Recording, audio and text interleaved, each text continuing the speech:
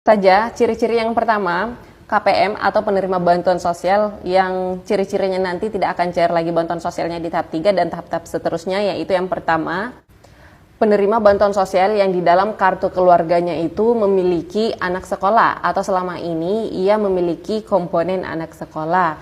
Anak sekolah yang saya maksud di sini adalah anak sekolah yang sudah akan lulus tahun ini, karena seperti yang kita ketahui untuk bulan ini, bulan Juli atau tahap pencairan bantuan sosial tahap 3 di tahun 2023 ini itu memasuki periode penaikan kelas anak-anak atau penaikan jenjang anak-anak atau tahun kelulusan anak-anak sekolah. Sehingga apabila selama ini bantuan sosial yang diterima dari PKH itu sebanyak Rp500.000, artinya itu adalah komponen anak sekolah SMA, dan jika tahun ini sudah lulus, artinya kedepannya tidak akan menerima bantuan sosial lagi untuk bantuan sosial PKH dan juga bantuan sosial PIP atau KIP, karena untuk KIP anak sekolah ini hanya diberikan bantuan sosialnya sampai dengan jenjang SMA. Dan begitu juga untuk bantuan sosial PKH, bantuan sosial PKH ini khusus komponen pendidikan anak SMA itu hanya diberikan sampai dengan SMA, lulus SMA. Jadi apabila yang tahun ini anaknya sudah lulus SMA dan tidak memiliki komponen lainnya lagi, maka tidak akan mendapatkan bantuan sosial PKH dan juga bantuan sosial KIP atau PIP. Bantuan sosial yang diterima nanti sisa satu, yaitu BPNT program sembako. Itu pun kalau aktif ya, kalau aktif datanya sebagai penerima BPNT program sembako. Dan apabila ada komponen anak sekolah yang tahun ini lulus SMA kemudian lanjut untuk berkuliah dan ingin atau mau mendapatkan bantuan sosial KIP kuliah, maka harus daftar lagi, harus daftar terlebih dahulu nama program bansosnya, yaitu KIP kuliah. Karena untuk KIP anak sekolah dan juga KIP program kuliah ini tetap berbeda ya, harus didaftarkan lagi walaupun sebelumnya ia sudah terdaftar aktif sebagai penerima KIP sekolah, tapi apabila ingin mendapatkan KIP kuliah harus daftar lagi terlebih dahulu. Dan untuk cara-caranya bisa di-searching di Google. Insya Allah di sana akan ada pengarahan-pengarahan tata cara untuk mendaftar KIP kuliah. Ciri-ciri yang kedua yaitu penerima bantuan sosial yang dimana di dalam kartu keluarganya ia memiliki komponen anak balita atau anak usia dini yang umurnya 5 atau 6 tahun dan belum terdaftar di Dapodik atau belum disekolahkan anaknya.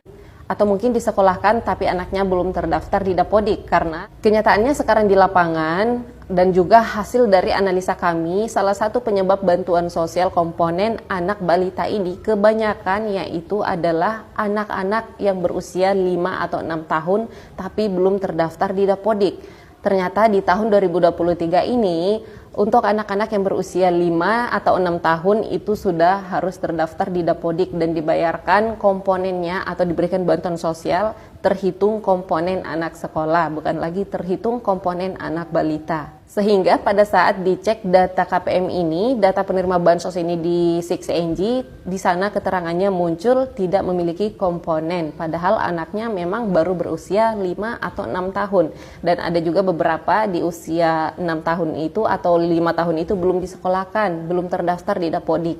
Jadi bansosnya tidak masuk karena keterangannya di sana tidak memiliki komponen. Jadi apabila Bapak Ibu memiliki anak yang berusia 5 atau 6 tahun, maka saran saya kalau bisa, kalau memungkinkan, maka daftarkan anaknya untuk bersekolah di TK dan pastikan juga di sana pada saat masuk TK anaknya sudah aktif datanya di Dapodik tempat ia bersekolah.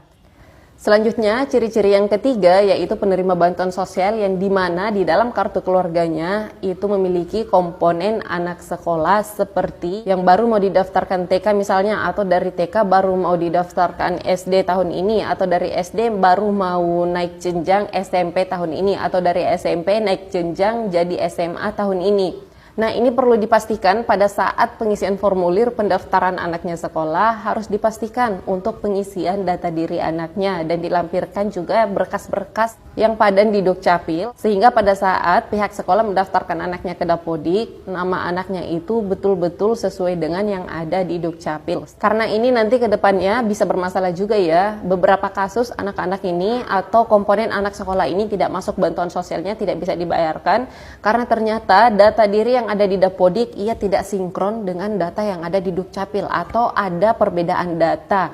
Misalnya nama yang dicantumkan di dalam Dapodiknya itu ternyata berbeda satu huruf dengan nama yang terdaftar aktif di Dukcapil. Nah, ini nanti bisa menyebabkan bansosnya tidak masuk karena dianggap tidak valid atau tidak padan, sehingga perlu kehati-hatian pada saat mendaftarkan anak sekolah, betul-betul dilampirkan data diri sesuai dengan data yang aktif di Dukcapil. Karena gambarannya seperti ini ya, seperti piramida begini. Di atas ini DTKS contohnya, kemudian di samping bawah di sini Dukcapil, dan di samping kanan sini adalah Dapodik.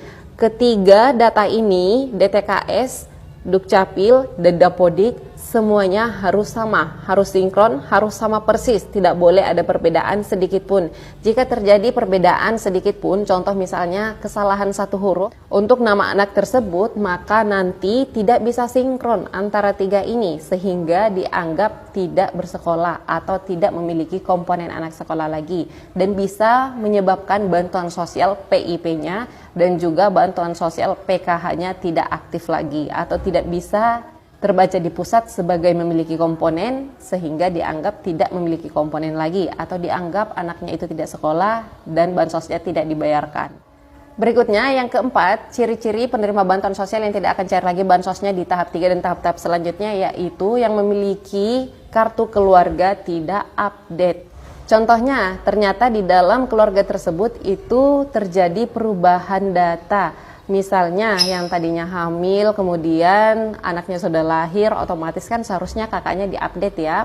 Anaknya dibuatkan akte kelahiran, tapi kartu keluarganya tidak diupdate, tidak diperbaharui. Atau ada anaknya yang sudah pisah kakak, keluar kakak misalnya, dan sudah memiliki anggota keluarga baru, jadi otomatis kartu keluarga itu kan seharusnya datanya berkurang ya, berkurang satu anggota keluarga, tapi kenyataannya tidak diupdate, tidak diperbaharui. Sehingga KPM yang seperti ini, kartu keluarganya dianggap datanya itu tidak valid atau tidak padan.